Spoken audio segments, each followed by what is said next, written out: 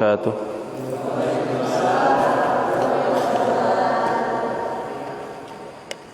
Alhamdulillahirabbil alamin wa bihi nasta'inu ala umurid dunya waddin wa ala alihi wa sahbihi ajma'in. Faqala Allah Ta'ala fi kitabihil karim ba'da a'udzu billahi minasy syaithanir rajim. Bismillahirrahmanirrahim. Ya ayyuhalladzina amanu taqullaha haqqa tuqatih wa la tamutunna illa wa antum muslimun. وقال تعالى يا أيها الناس اعبدوا ربكم الذي خلقكم والذين من قبلكم لعلكم تتقون ثم قال تعالى وما أمروا إلا ليعبدوا الله مخلصين له الدين وقال النبي صلى الله عليه وسلم وما يريد الله به خيرا يفقهه في الدين أما بعد. Puji dan syukur Alhamdulillahirabbil alamin, kita masih diberikan kesempatan, kesehatan dan juga kemampuan untuk bisa melaksanakan aktivitas keislaman dan keimanan hingga kita dimudahkan untuk melangkahkan kaki ke majlis ilmu ini, yang mudah-mudahan Allah Subhanahu wa taala berikan keberkahan kepada kita semuanya, memberikan kemudahan segala urusan yang kita hajatkan kepada Allah Subhanahu wa taala, yang tidak lain merupakan salah satu bentuk peribadahan kita kepada Allah Subhanahu wa taala. Salawat serta salam marilah kita haturkan kepada Nabi kita Nabi Muhammad sallallahu alaihi wasallam, kepada sahabatnya, keluarganya, tabi'in, tabi'ut tabi'in, sampailah kepada kita, mudah-mudahan istiqomah di dalam menjalani aktivitas keislaman dan keimanan berdasarkan petunjuk kenabian Muhammad sallallahu alaihi wasallam. Baik, jemaah yang dirahmati oleh Allah Subhanahu wa taala, mudah-mudahan kita semuanya sehat semuanya. Pada kesempatan hari ini kita akan membahas pembahasan setelah sabar, taubat, yang kemudian hari ini tentang ikhlas. Mudah-mudahan juga pada kesempatan kajian-kajian ini yang bersifatnya rutin, ada PR-PR tersendiri bagi kita setelah kita mencatat semua dari materi-materi kajiannya dan tidak menyempitkan pada satu kajian ini saja gitu. Jadi kita bisa mengambil referensi-referensi di dalam para asatid yang lain dan juga di dalam buku pembelajaran yang lain terkait tentang apa yang sekarang kita bahas. Seperti contoh kemarin kita bahas tentang masalah taubat. Taubat itu secara bahasa, yang kemudian secara istilah, yang kemudian ayat-ayat suci Al-Qur'annya, semuanya kita sudah sampaikan, yang kemudian kita perluas lagi pembahasan tersebut hingga kita bisa mengimprovisasi ilmu tersebut, yang kemudian kita mengambil sebuah jalur periwayatan yang itu sampai kepada Nabi sallallahu alaihi wasallam, kita bisa mengamalkannya, kita bisa menyampaikannya kepada yang lain.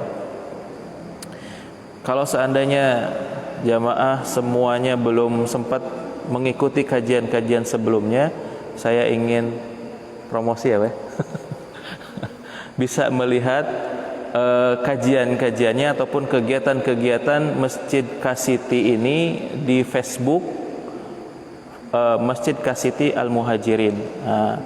Nanti kalau sudah Facebook, live streamingnya langsung ke YouTube. Nanti bisa dinikmati oleh bukan hanya Wanareja, mungkin satu Subang mungkin. Ya, mudah-mudahan ini jadi wasilah dakwah kita untuk menyampaikan tentang nilai-nilai keislaman yang perlu kita sampaikan kepada umat, baik untuk komplek perumahan kita ataupun warga yang di luarnya. Baik, jamaah yang dirahmati oleh Allah Subhanahu wa taala, pembahasan ini adalah pembahasan yang paling penting karena sempat saya menyampaikan di dalam bab tentang yang pertemuan pertama, bahwasanya syarat diterimanya ibadah itu ada dua. Syarat diterimanya ibadah itu ada dua. Yang pertama harus ikhlas, yang kedua adalah mutabba'an, Sebagaimana Fudail bin Iyad mengatakan, al-amalu ayyakuna mukhlasan wa ayyakuna mutabba'an. Amalan yang akan mengangkat kemahariban Allah dan diterima dan diijabah setiap hajat yang diinginkannya, maka syarat yang utamanya amalan tersebut atau ibadah tersebut akan diterima di sisi Allah dan membuka pintu langit, yaitu amalan tersebut harus menghadirkan keikhlasan dan amalan tersebut sesuai dengan petunjuk pelaksana dari titah Nabi SAW. Ini syaratnya. Kan kemarin kita sudah jelaskan hukum syariat itu terkait tentang syarat, rukun, mawani dan juga nawaqid. Syarat Islam, rukun Islam, penghalang keislaman, pembatal keislaman. Ini hati-hati, Islam juga bisa batal. Begitu juga salat, ada syarat sah salat, ada rukun salat, ada penghalang salat, ada pembatal salat. Ada syarat iman, ada rukun iman, ada penghalang keimanan, ada pembatal keimanan. Nah, makanya begitupun pula dalam perkara ibadah, ada syarat ibadah, ada rukun ibadah, ada penghalang ibadah, ada juga pembatal ibadah. Di sini kita sudah sempat kita membahas hal tersebut, yang kemudian kita akan menjadikan poin pembahasan yang akan kita bahas, yaitu tentang makna ikhlas. Apa sih ikhlas itu? Gitu. Secara bahasa, yang kemudian ditarik secara syar'i, yang kemudian para ulama fikih menjelaskan bahwasanya syarat ibadah tentang ikhlas ini yang menjadikan semua aspek peribadahan Islam, iman, kemudian kepada hal-hal yang menjadi praktek peribadahannya seperti sholat, ini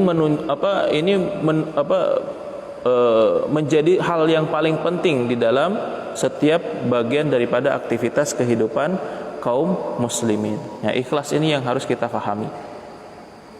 Baik. Kira-kira ikhlas itu apa? Saya ikhlas tidak tahu, Ustaz. Jangan kayak gitu. Baik. Paling tidak kan wallahu alam. Wallahu alam bisawab. Baik, kita mulai ya. Bismillah.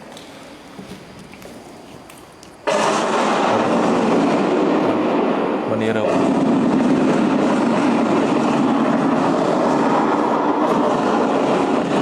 Apa ini?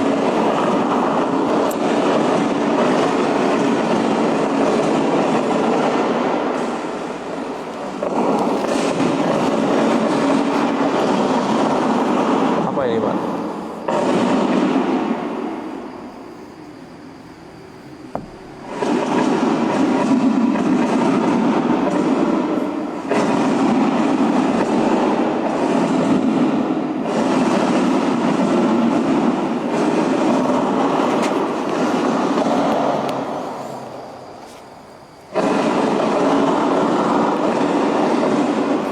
Kayaknya nggak bisa dibawa kemana-mana nih. Simpan dulu. Baik. Ikhlas itu berasal dari kata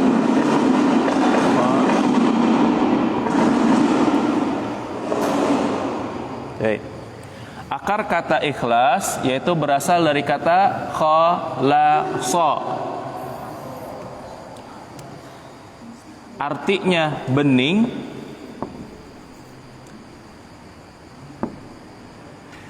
bersih,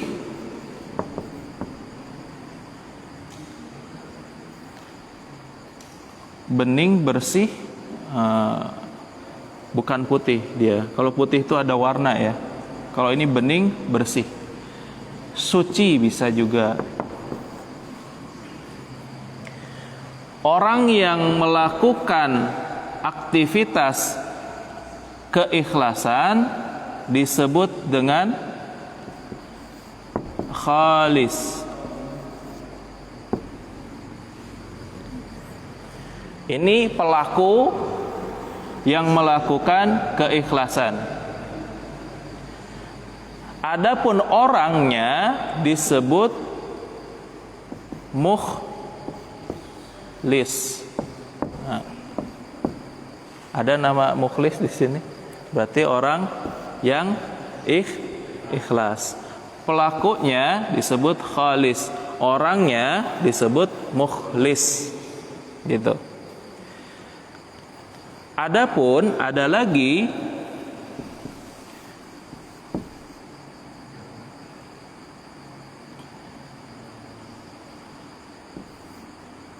khalasa, dimadkan lamnya jadi khalas. Khalas ini artinya bisa bening, bersih atau suci. Khalas gitu. Tapi orang Arab selalu mengartikan khalas ini adalah segala aktivitas yang tidak menyisakan pekerjaan lagi. Semua aktivitas yang tidak menyisakan pekerjaan atau tidak menyisakan perbuatannya. Jadi misalkan kita habis makan, akalta, orang Arab bisa ngatakan gitu. Apakah kamu telah makan?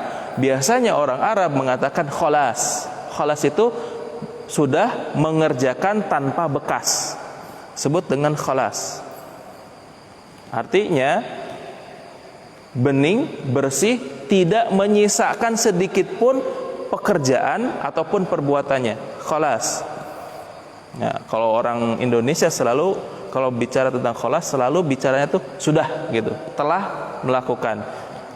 Kalau arti secara mendalamnya, kholas ini adalah segala aktivitas yang tidak menyisakan lagi perbuatan tersebut atau menyisakan apa yang dikerjakan. Kholas. Nah, adapun tadi khalasa artinya bening, bersih, suci, gitu.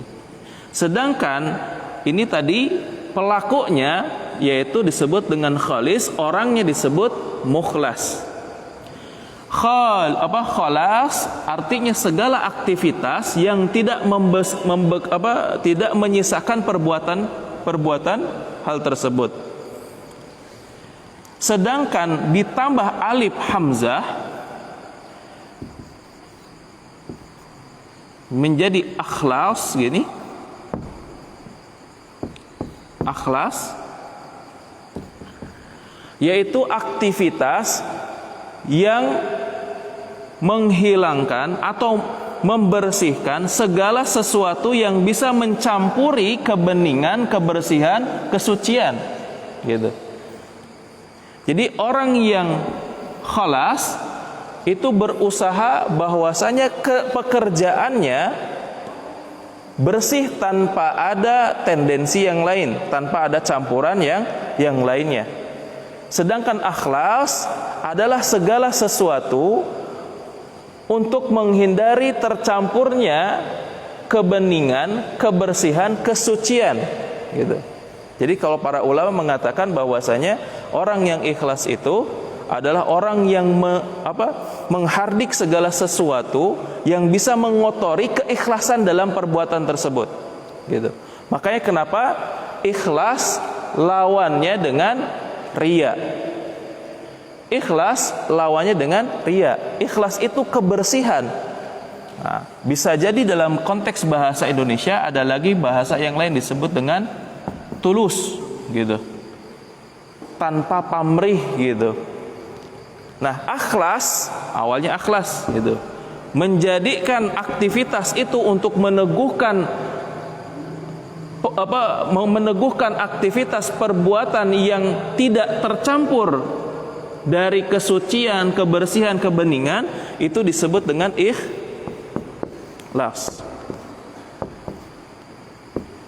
Ikhlas, gitu.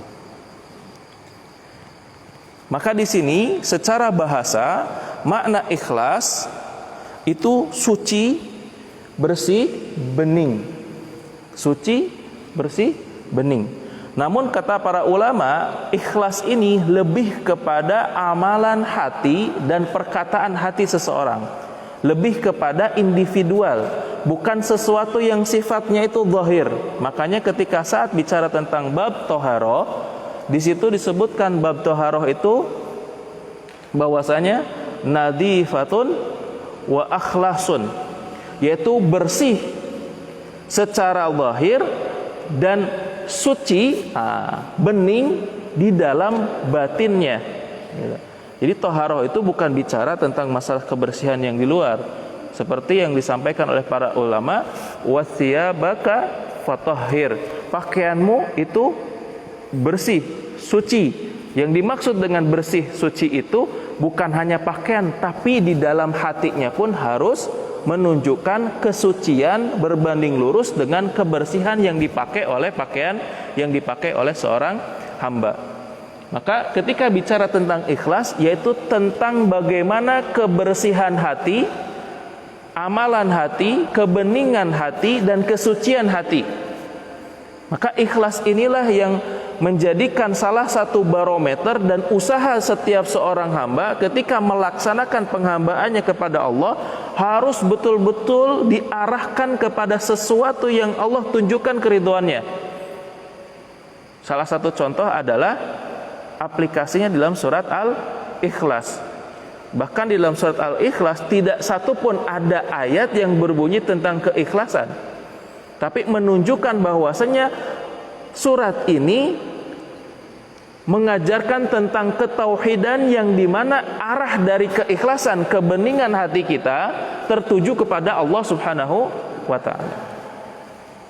Sampai sini bisa difahami? Makanya kenapa hal-hal yang bisa menjadi kotornya hati itu lawan daripada ikhlas. Salah satu contoh di dalam bahasan toharoh disebut dengan uyub. Uyub itu apa?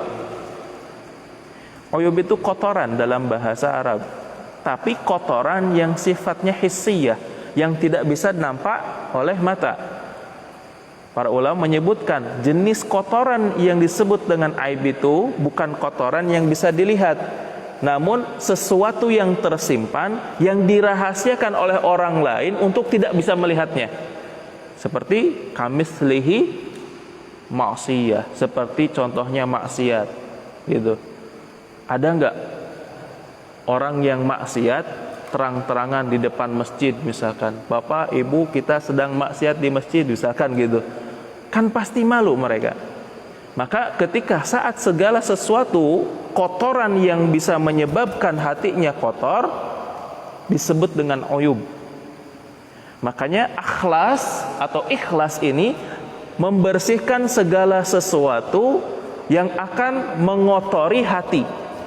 Makanya kenapa seorang muslim itu harus meminta perlindungan kepada Allah dengan membaca ta'awud. Kalau seandainya ada yang memuji, Abu Bakar As-Siddiq itu orang yang paling pertama, kalau seandainya Abu Bakar dipuji itu, beliau langsung ngambil pasir gitu. Kalau orang Sunda bilang baledog sih ya gitu. Tapi kalau Abu Bakar As-Siddiq, beliau mengambil pasir, a'udzubillahi minasyaitonirrajim. Bisa jadi orang yang mengatakan tersebut adalah kalimat yang dimotivasi oleh setan untuk melunturkan keikhlasannya, Maka bab pertama terkait tentang di dalam kitab Riyadhus Shalihin. Bab pertama di dalam kitab yang dikarang oleh Imam Nawawi rahimahullahu taala seperti hadis Arba'in An-Nawawi, yaitu tentang babul ikhlas, bab tentang ikhlas wa ihdarun niat. Jadi ikhlas dengan niat itu satu paket. Kalau kita bicara tentang ikhlas, berarti kita akan membawa tentang bagaimana arah niat itu bisa jadi an-niyahah, artinya tujuan. Jadi ketika saat ikhlas kita bersih, kita ini untuk siapa? Kadang kita ikhlas, tapi ikhlasnya itu dalam perkara maksiat. Misalkan, punten, masalah korupsi misalkan gitu. Saya mah ikhlas lah bagikan hasil korupsi ini misalkan, karena takut ketahuan. Nah, itu ikhlas dalam maksiat saja bisa rela gitu. Kenapa di dalam keikhlasan di dalam amal soleh agak berat? Karena apa? Kesolehan dan kemaksiatan itu berperang di dalam batin seseorang. Makanya kenapa salah satu di antaranya banyak sekali pertanyaan, Ustaz, kok saya sulit sekali untuk sholat tahajud, sulit sekali untuk belajar Al-Quran, sulit sekali, karena ada sesuatu yang tidak kita usahakan untuk menambah kedekatan kita dengan mendekatkan kita dengan keikhlasan kepada Allah. Jadi ikhlas itu bukan tulus diem aja, enggak, tapi ikhlas itu usaha. Taubat pun bukan hanya diem aja, tapi tetap usaha dalam rangka mendekatkan diri kepada Allah dan menjauhi kemaksiatannya.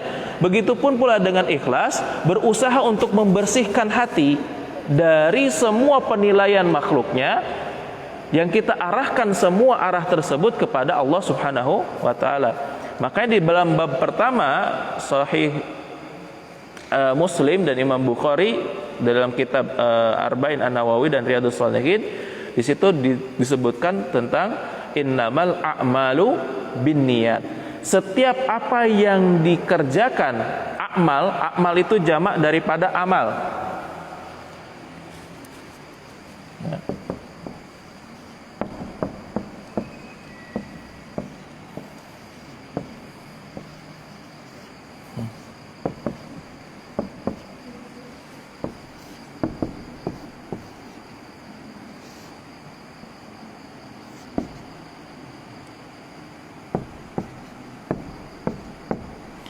Innamal a'mal jamak daripada amal.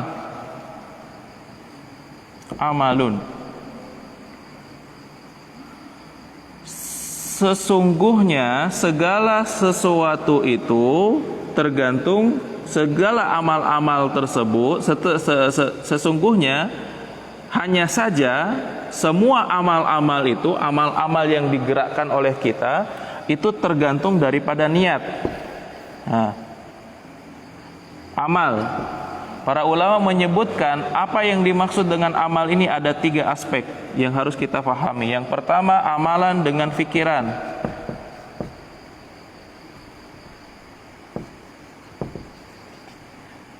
Terus amalan anggota badan dan amalan hati. Terus ada dengan perkataan.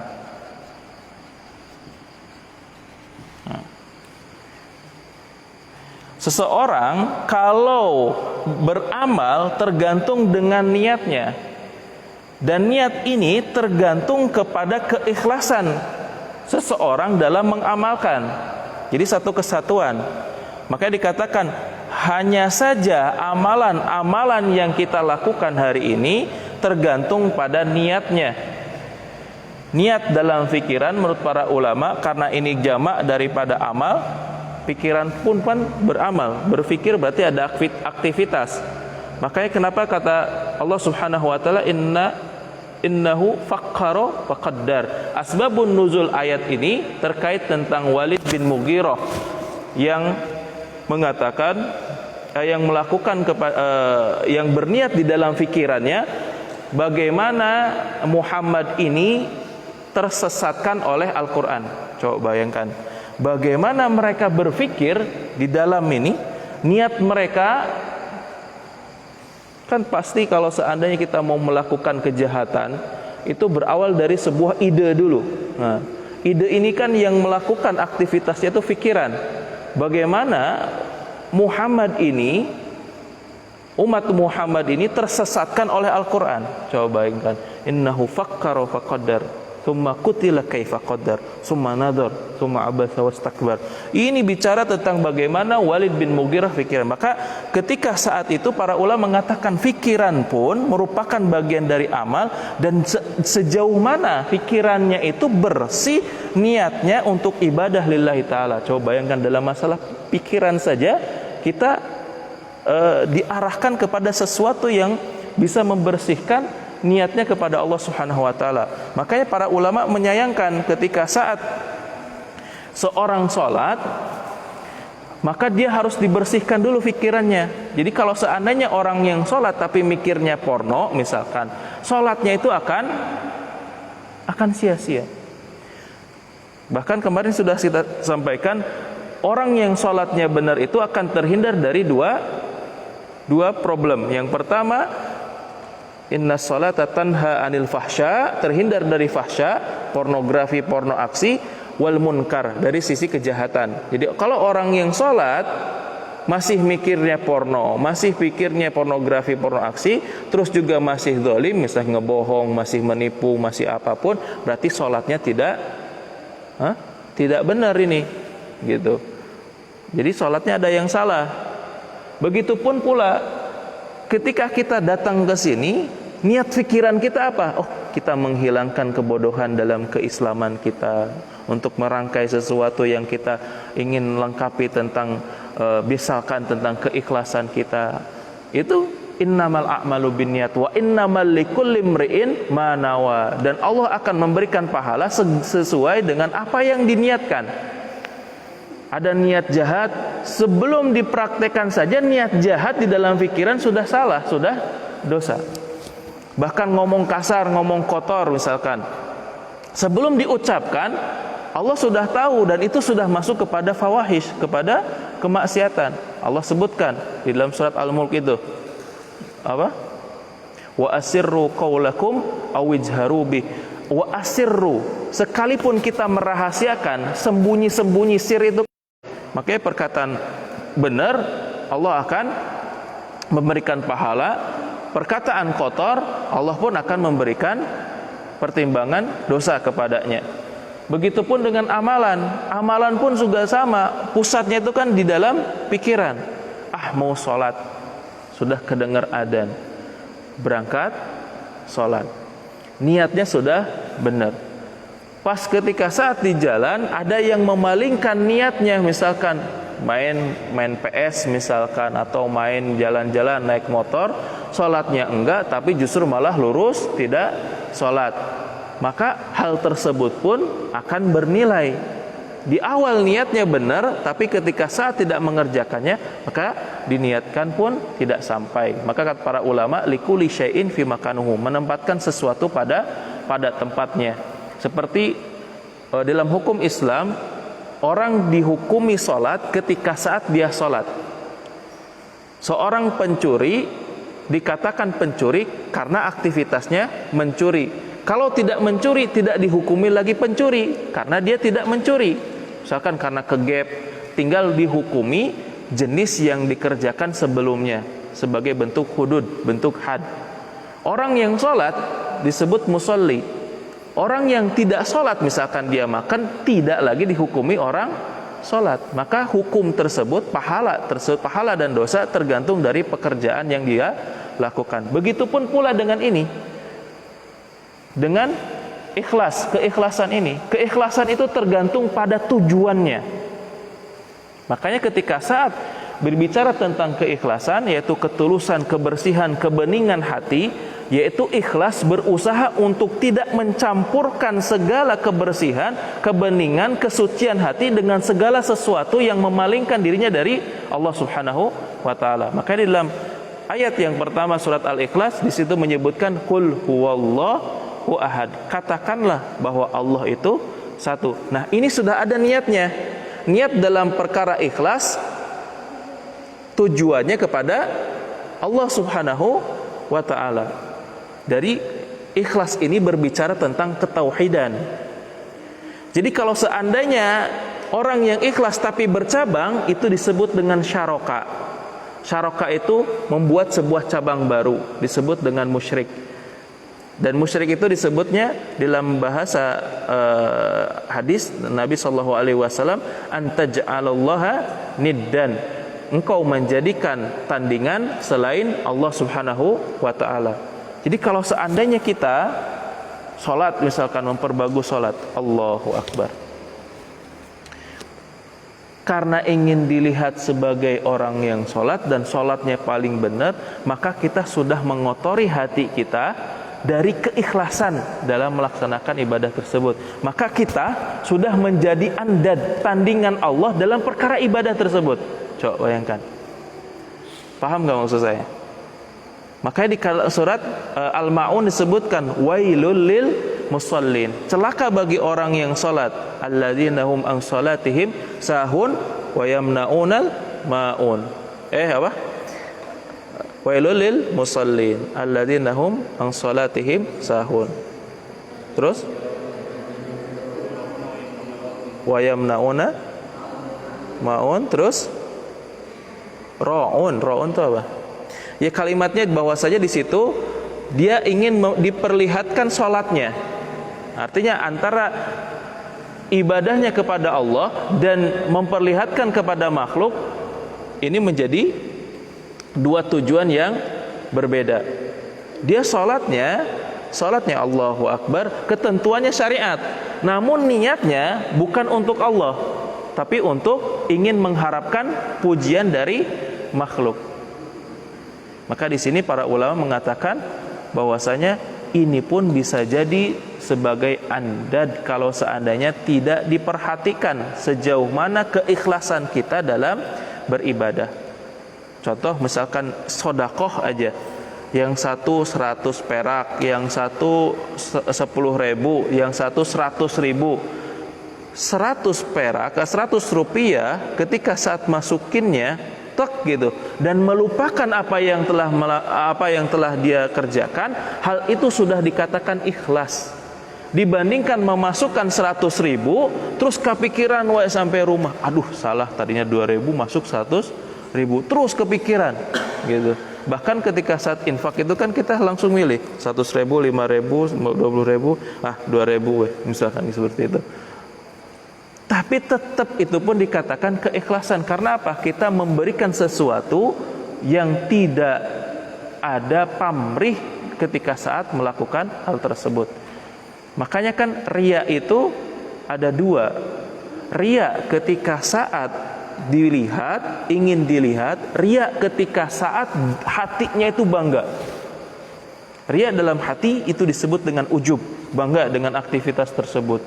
Wah, sudah naik panggung nih gitu. Terus dia merasa sok alim, sok pinter di atas ceramah, di atas panggung gitu.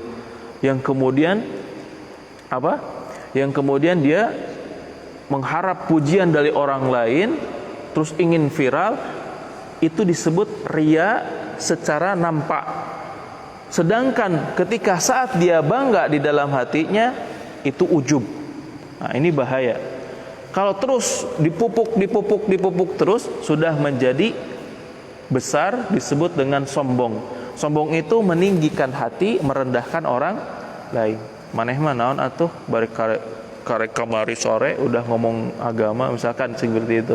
Itu sudah merendahkan orang lain dan meninggikan diri sendiri. Itu disebut dengan sombong. Maka tahapannya lawan daripada ikhlas itu riya. Terus kalau penyakit riya sudah masuk ke dalam hati, itu menjadi ujub. Ujub, level ujub paling tinggi yaitu disebut dengan sombong. Nah, di bawah dari sombong itu hasad. Hasad itu dengki. Enggak merendahin orang lain, tapi membicarakan atau tidak senang dengan aktivitas orang lain, itu disebut dengan hasad. Enggak senang kalau orang lain senang tuh.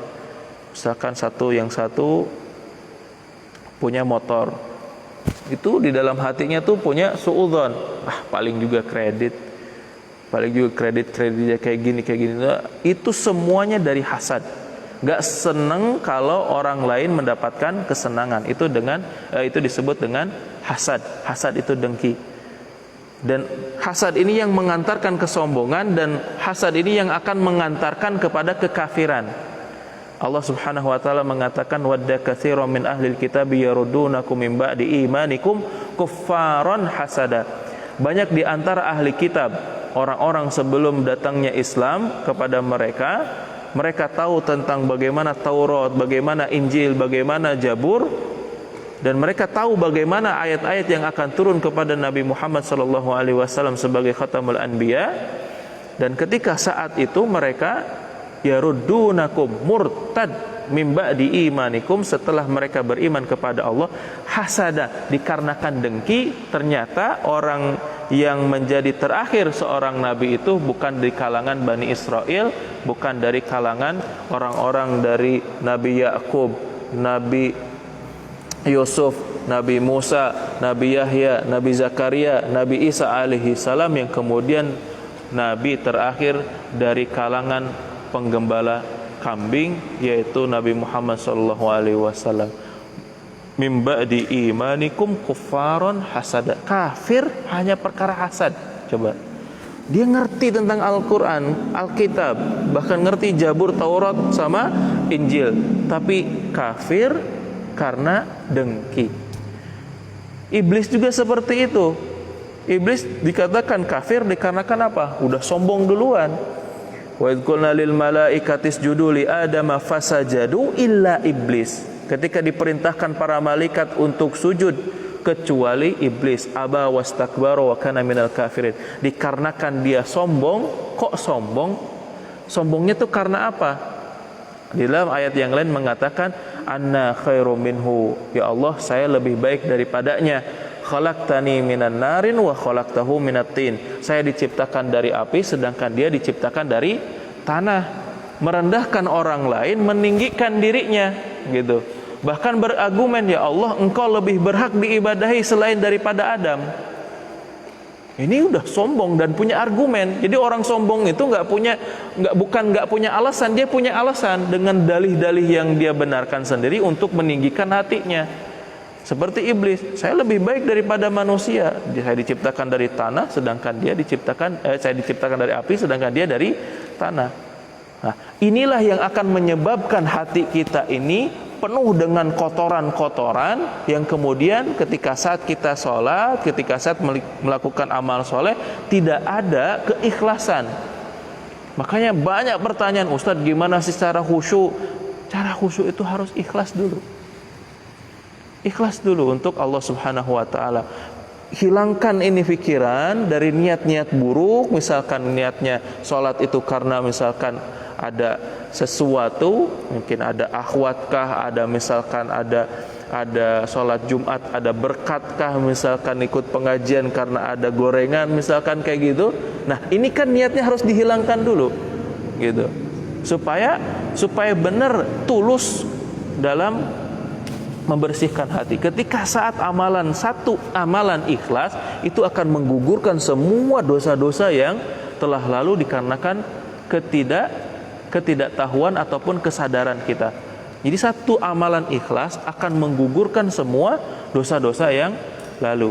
Karena ikhlas itu sama dengan ketauhidan sama Allah. Karena orang yang ikhlas, orang yang mukhlis itu betul-betul menggantung ketawakalan total dalam tawakal kepada Allah dan ketakwaan kepada Allah Subhanahu wa taala. Makanya coba perhatikan dalam qul huwallahu ahad, katakanlah Allah itu satu. Dalam perkara ini pun para ulama menyebutkan nama Allah harfun jalallah itu nama yang penuh dengan kemukjizatan.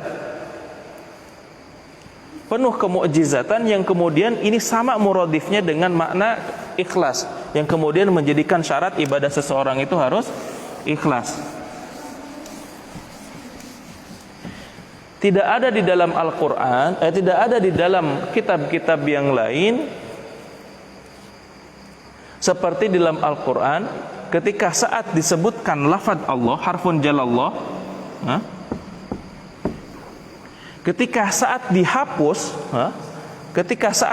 satu huruf per hurufnya, maka akan menunjukkan kepada peribadahan yang satu, yaitu kepada Allah Subhanahu wa taala. Di sini kita akan belajar ikhlas. Jadi ketika saat dihilangkan satu huruf demi hurufnya, dia masih menunjukkan kepada nama Allah yang berhak diibadahi oleh setiap makhluknya. Beda kalau seandainya contoh, punten sekali, nggak apa-apa ya direkam ya. Contoh misalkan ini bukan ujaran kebencian ya. Misalkan nama Tuhannya Asep lah. Asep misalkan nama Tuhannya. Dihapus satu huruf menjadi Sep gitu. Ketika saat dihapus satu huruf, apakah ada di dalam kitab sucinya menunjukkan bahwasanya ada Tuhan yang lain yang namanya Sep gitu, selain daripada Asep gitu? Kalau di dalam kitab lain ada, berarti nama Allah bukan mukjizat gitu. Jadi nama Allah ketika saat dihapus satu hurufnya, masih menunjukkan yang berhak diibadahi hanya tetap Allah. Contoh Allah ini kan dihapus satu huruf, Allah masih ikhlas. Di dalam surat Al-Fatihah contohnya ayat yang kedua, Alhamdulillah lillah, berubah namanya, masih menunjukkan bahwasanya Allah lah yang berhak diibadahi. Alhamdulillahi. Ketika saat dihapus satu huruf lagi lamnya, berubah konsonannya menjadi lahu. Ada nggak di dalam ayat Al-Quran yang menunjukkan lahu, bahwasanya lahu ini menunjukkan bahwasanya Allah Subhanahu wa taala yang berhak diibadahi. Lahu mulkus samawati wal ard. Lahu miliknya lah langit dan bumi. Mulku samawati, raja langit atau kepemilikan langit dan bumi. Malik yaumiddin, masih menunjukkan nama Allah yang berhak diibadahi dan dialah yang berhak untuk disembah. Lalu dihapus lagi menjadi hu. Hu di dalam bahasa Arab, hu dalam bahasa Arab itu sebutan atau imbuhan dari kata huwa. Surat ayat kursi, Allahu la ilaha illa huwa.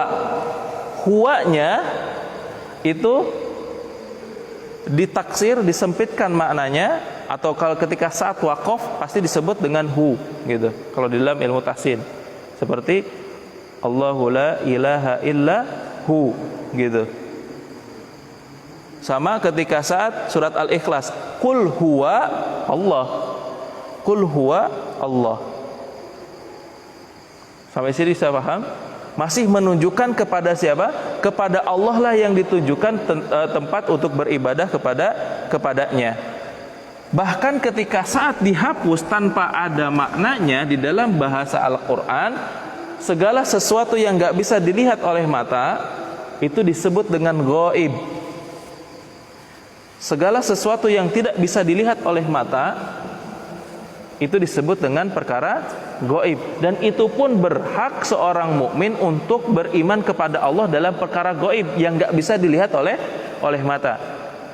Ayatnya di dalam surat Al-Baqarah ayat yang ketiga, alladzina yu'minuna bil ghaib. Ada orang-orang yang beriman kepada Allah dalam perkara yang ghaib, yang gak bisa dilihat oleh manusia secara kasat mata, tapi dia bisa merasakan kenikmatan yang Allah datangkan darinya. Dan inilah ketika saat Allah menyebutkan Qul huwallahu ahad, nama Allah itulah nama kemurnian yang harus kita tujukan keikhlasan kita kepada Allah. Dan Allah tidak memiliki nama-nama yang berlainan dengan keagungan nama Allah Subhanahu wa taala. Misalkan Allah bersifat zalim gitu. Allah bersifat zalim. Banyak yang bertanya kepada saya, Ustaz, di dalam ayat Al-Qur'an itu ada dua makna yang saya ingin paham gitu artinya. Terus dia menyebutkan wa makaru wa makarullah wallahu khairul makirin. Innahum yakiduna kaida wa akidu kaida. Maknanya sama, makar dengan kaid. Kaid itu artinya menipu, makar juga menipu, memanipulasi. Wa makaru wa makarullahu wallahu khairul makirin. Mereka mau menipu Allah, terus Allah membalikkan lagi.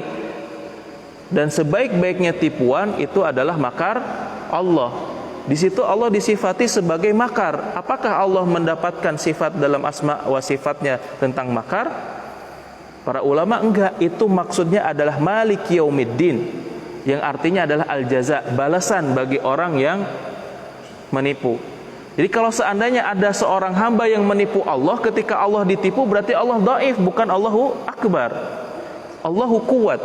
Jadi kalau seandainya kita bisa nipu Allah gitu, Allah bisa ditipu, berarti Allahu dhaif. Sedangkan Allah menafikan sifat dhaif pada zat Allah Subhanahu wa ta'ala. Makanya Allah Subhanahu wa ta'ala membalikkan kalimat tersebut, kalimat keburukan tersebut untuk istidraj. Bahasanya apa? Istidraj. Cara Allah dalam mengelabui seorang hamba yang berusaha menipu Allah dengan cara hikmahnya, gitu. Dengan cara hikmahnya. Pernah nggak kita, mungkin hari ini mungkin disebutnya itu dengan apa ya? Apa namanya tuh? Ada kalau misalkan nabrak kucing, terus dibalas lagi, itu apa disebutnya?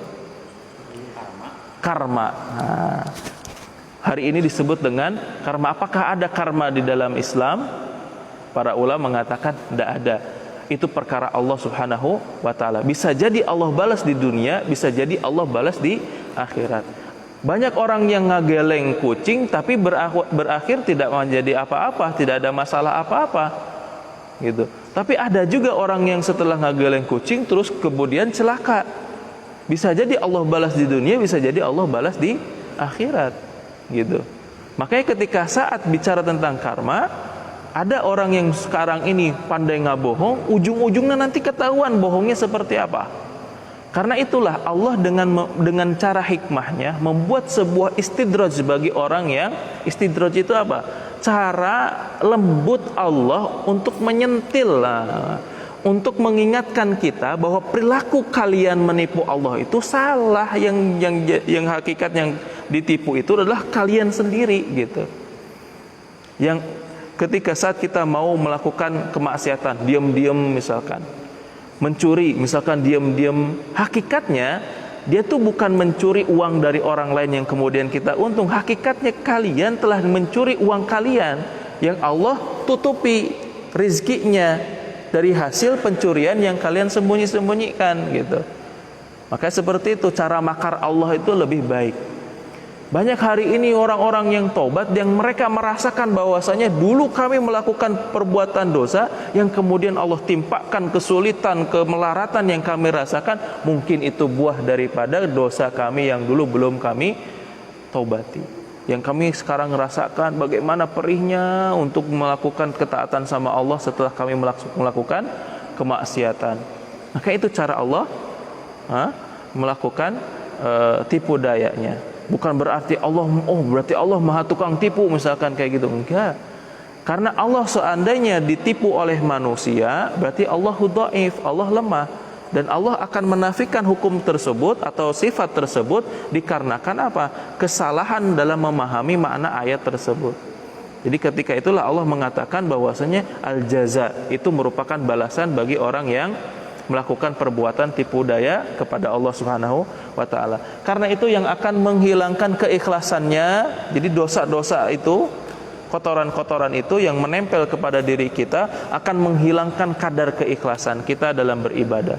Makanya kenapa Allah hindarkan kita dari melakukan makan daging yang diharamkan. Misalkan ada larangan-larangan tertentu yang di dalam Al-Quran tidak diperbolehkan. Karena apa? Akan mengganggu keikhlasan kita dalam beribadah dan beramal soleh. Kadang kita suka merasa kebebani nggak kalau seandainya disuruh sama orang tua. Karena itu akan mengotori semua keikhlasan dalam peribadahan kita. Makanya kenapa yang pertama, yang pertama setelah kita bertauhid kepada Allah dan juga mengikuti sunnah Rasulullah SAW dalam praktek ibadah, yang ketiga adalah berbuat baik kepada kedua orang tua. Karena berbuat baik kepada kedua orang tua itu akan mengukur sejauh mana keikhlasannya kepada Allah Subhanahu wa ta'ala. Kalau seandainya terus-terusan kotoran itu menumpuk di dalam hati, kita nggak berusaha untuk menghilangkan kotoran tersebut untuk ikhlas sama Allah, maka kemudian kita akan menjadi musyrik tadi. Dengan caranya apa? Yang pertama, riya dulu. Riya kan disebutkan di dalam al-kabair, dosa-dosa besar, sebagai syirik asgor, syirik kecil, riya itu. Karena apa? Dia membiarkan pujian yang harusnya kepada Allah tapi melekat pada dirinya. Itu riya. Kan dosa-dosa besar yang memasukkan kepada syirik kecil tidak melemparkan dari keislaman, tapi akan menggugurkan amal soleh. Ini riya, memperlihatkan ibadah kita. Punten sekali, saya bukannya melarang, tapi menghimbau saja.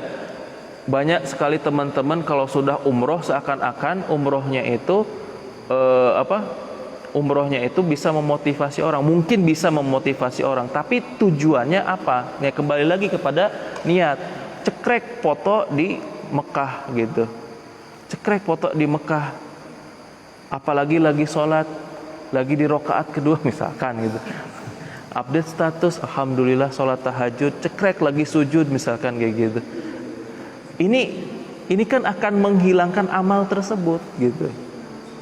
Makanya kan tergantung daripada niat. Niat itu, niat ikhlas itu dengan riya itu bedanya sehelai rambut. Bedanya sehelai rambut. Gitu. Makanya ketika saat kita bicara tentang ikhlas ini, sensitivitasnya itu dengan hati.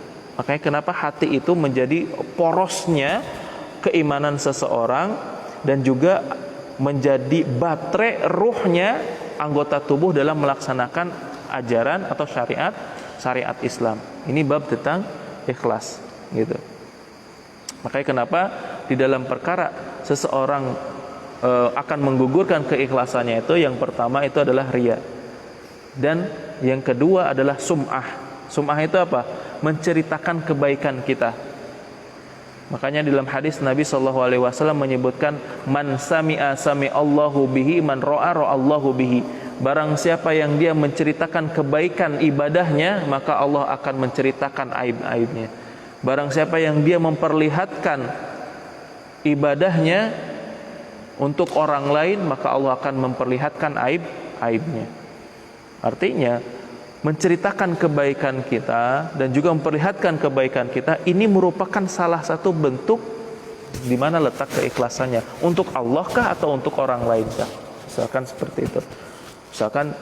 Misalkan kita menceritakan kemarin khutbah Jumat, kemarin sholat Jumat, infak paling gede saya dong 500.000 misalkan gitu.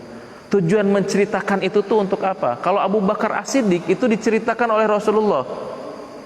Yang infak di perang Badar ini adalah Abu Bakar As-Siddiq yang menginfakkan harta dan jiwanya dengan Abu Bakar As-Siddiq. Tercatat.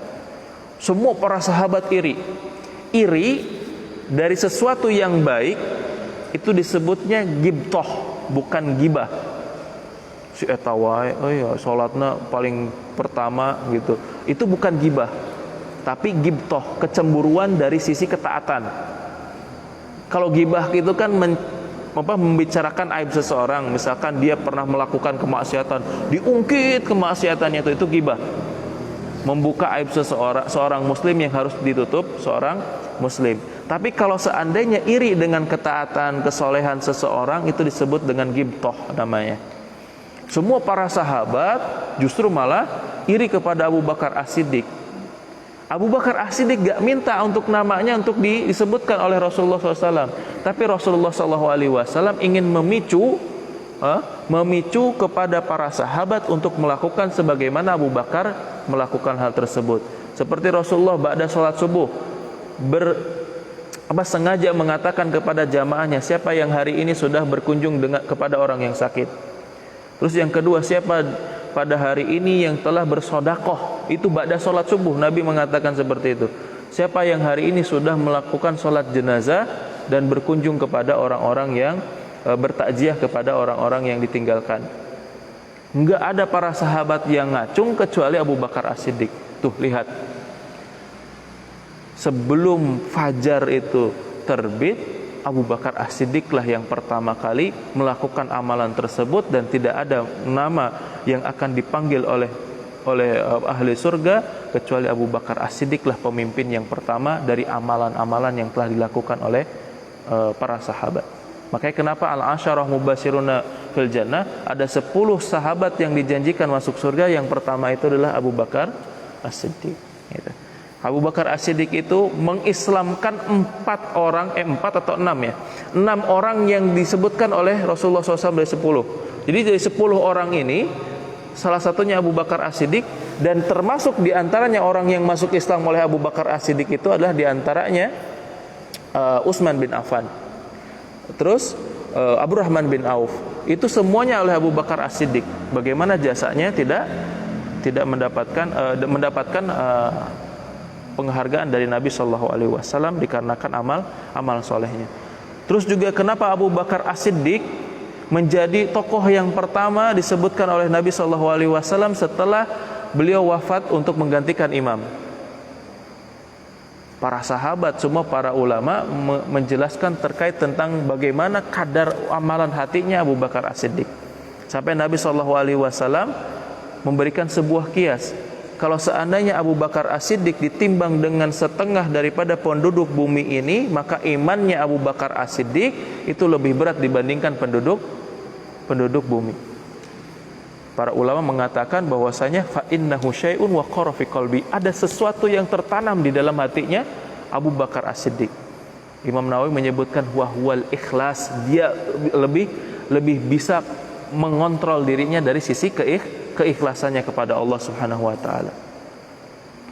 Makanya keluar daripada norma-norma keikhlasan, orang itu akan masuk kepada jalur kesyirikan, entah itu syirik akbar atau syirik asgor. Syirik akbar, kalau sudah menganggap bahwasanya dirinya lah orang yang berhak diibadahi, gitu. Tandingan, makanya anta ja'alallaha niddan, yaitu ketika saat seorang itu keluar dari jalur ikhlas, maka dia sudah menjadi tandingan-tandingan Allah, tandingan-tandingan selain daripada Allah Subhanahu wa taala. Punten sekali ya, zaman sekarang itu yang masuk tandingan itu diantaranya adalah menganggap bahwasanya sesuatu, baik itu benda, sesuatu atau benda yang bisa memberikan manfaat baginya. Salah satu contoh itu saja. Contoh kecil.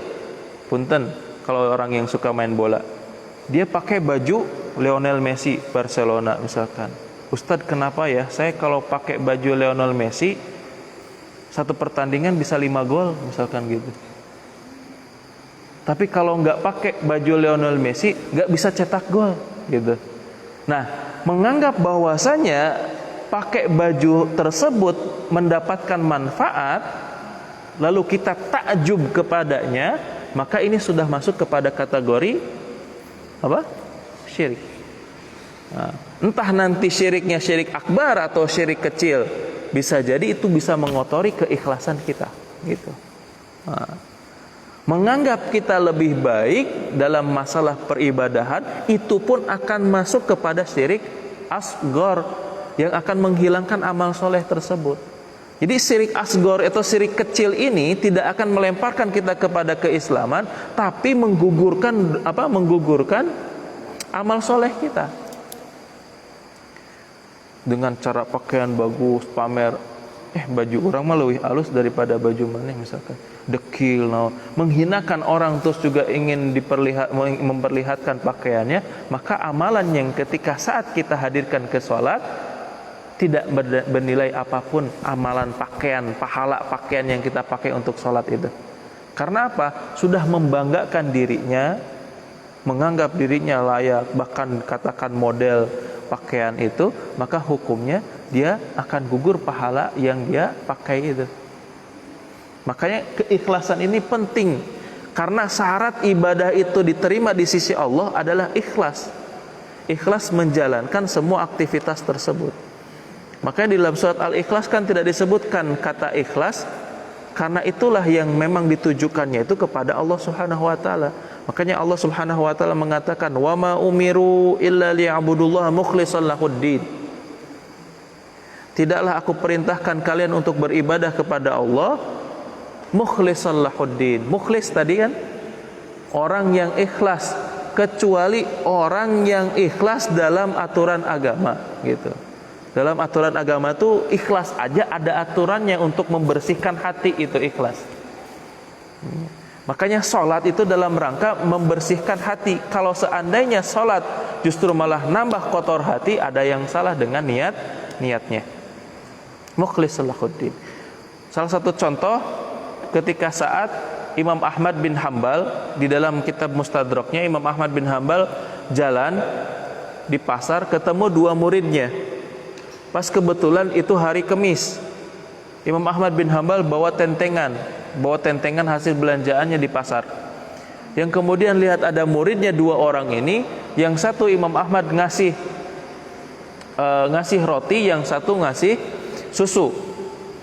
Lalu ketika saat Imam Ahmad bin Hambal memberikan roti kepada salah seorang, satu di antara 2 orang tersebut, Imam Ahmad dikagetkan dengan orang yang menerima roti tersebut. Ya qadhi itu apa ya? Orang yang fatwa, ulama besar gitu, orang yang mujtahid.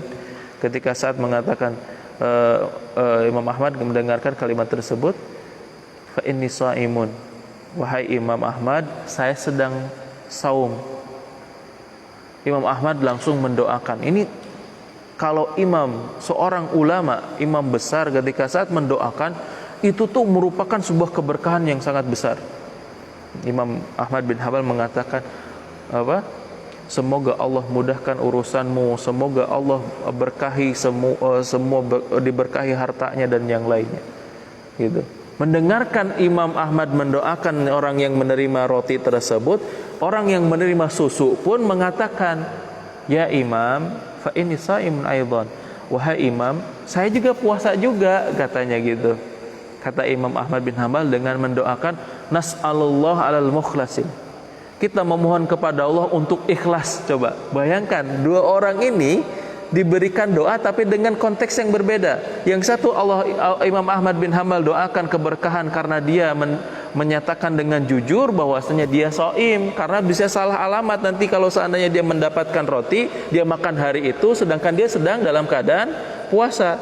Sedangkan orang yang menerima susu, dia ingin didoakan oleh Imam Ahmad. Mungkin ingin dapatkan perhatian dari Imam Ahmad dengan, ya Imam Ahmad, saya pun puasa gitu.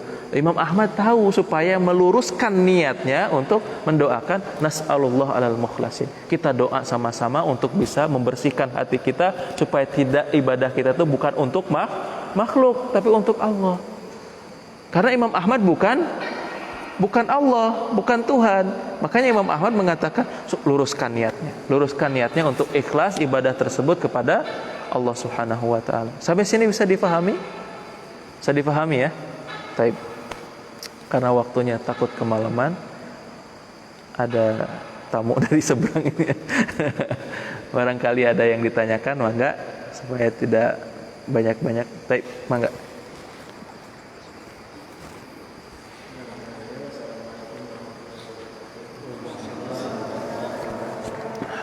Waalaikumsalam. Izin bertanya, ada 2 pertanyaan. Yang pertama, tadi kan sempat disebutkan beberapa penyakit hati. Nah, bisakah penyakit hati itu dibersihkan ataupun ada hal-hal yang bisa kita lakukan untuk mencegah adanya penyakit hati ini? Bisa atau ada enggak caranya supaya penyakit hati ini bisa tercegah atau bisa kita hapuskan? Nah, yang kedua, boleh atau apa hukumnya kalau misalnya kita beribadah, misal sholat, mengharapkan pahala dari Allah, itu hukumnya tetap ikhlas atau tidak? Sekian, terima kasih. Wassalamualaikum warahmatullahi wabarakatuh. Waalaikumsalam. Yang pertama, kiat-kiat untuk terhindar dari penyakit hati, yaitu melakukan ketaatan sama Allah. Imam Hasan Al-Basri itu yang dinyanyiin sama Opik, yaitu sudah jawabannya. Obat hati ada 5 perkaranya. Yang pertama, baca Quran dan maknanya. Itu nggak sempet kita tuh berpikir yang kotor ketika saat kita membaca Al-Quran. Karena kan interaksi kita dengan Allah, yang pertama membaca Al-Quran dan memahami maknanya. Kita ngobrol sama orang, tapi ternyambung, yang hiji bahasa Inggris, yang hiji bahasa Cina. Nyambung nggak kira-kira? Nggak nyambung kan? Makanya ketika saat Allah menggunakan kalamullahnya dengan bahasa Arab, kita bahasa Indonesia. Maka ketika saat membaca kalamullah, firman Allah, kita ngobrol sama Allah supaya nyambung, memahami maknanya, supaya sampai kepada kita. Bahkan zikir yang afdol itu adalah baca Quran. Ala bidzikrillahi tatmainnul qulub. Dengan cara berzikir kepada Allah, hati kita tenang gitu. Hati kita tenang, tentram. gitu. Bahkan indikasi, saya selalu mengulangi, indikasi seseorang itu bertambah imannya itu dengan cara membaca ayat Al-Qur'an. Wa idza dzukirallaha wajilat qulubuhum, ketika saat disebutkan nama Allah bergetarlah hatinya. Wa idza tuliyat alaihi ayatihi zadathum imana, ketika saat turun dibacakan ayat-ayat Allah maka bertambahlah keimanan mereka, gitu. Kalau tambah iman berarti tambah ketaatan, gitu. Makanya kan kata para ulama, iman itu qaulun wa amalun wa yazidu bi ta'ah wa yanqusu bil ma'siyah. Iman itu maknanya adalah perkataan dan perbuatan. Naiknya iman dengan ketaatan, turunnya iman dikarenakan kemaksiatan.